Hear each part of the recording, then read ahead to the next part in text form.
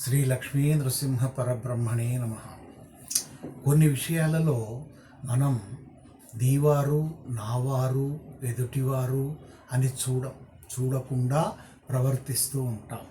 అట్లాంటి వాటిలో ముఖ్యంగా అర్ధాతురాణం న గురుర్న బంధు, కామాతురాణం న భయం న లజ్జ, విద్యాతురాణం న సుఖం న నిద్ర, క్షుధాతురాణం న రుచిర్న పక్వం. మొదటిది ఏమిటి అంటే, డబ్బు సంపాదించే వాడికి డబ్బే ముఖ్యం. ఈయన మా గురువు గారు, ఈయన మా బంధువు, మా దగ్గర వాడు, వీళ్ళ దగ్గర తీసుకోవచ్చు, వీళ్ళ దగ్గర తీసుకోకూడదు అనే ఆలోచన ఉండదు. ఎవరి దగ్గరైనా నిర్మోహమాటంగా అడిగి తీసుకుంటారు. వాళ్లకు డబ్బు సంపాదనే పరమ ధ్యేయం. ఇక రెండవది ఏమిటి అంటే, కామాతురాణం నా భయం నా లజ్జ. కామముతో కళ్ళు మూసుకొని పోయిన వాళ్లకు భయము అనేది కానీ సిగ్గు అనేది కానీ ఉండదు.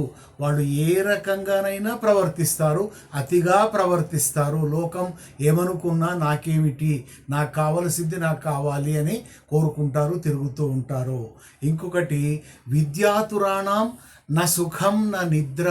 చదువుకోవాలి అనుకునేవాడికి, చదువును సంపాదించాలి అనుకునేవాడు సుఖమును నిద్రను రెండింటినీ వదిలిపెట్టాలి.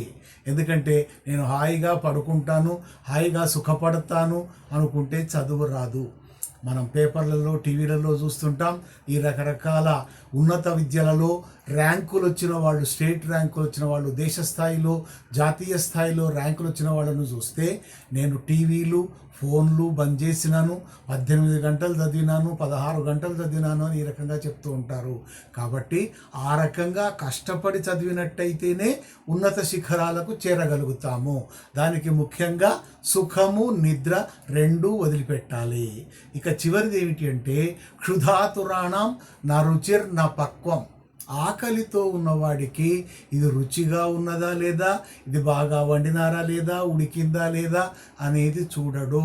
ఆకలితో ఉన్నప్పుడు కారం వేసి పెట్టినా కడుపు నిండా తింటాము.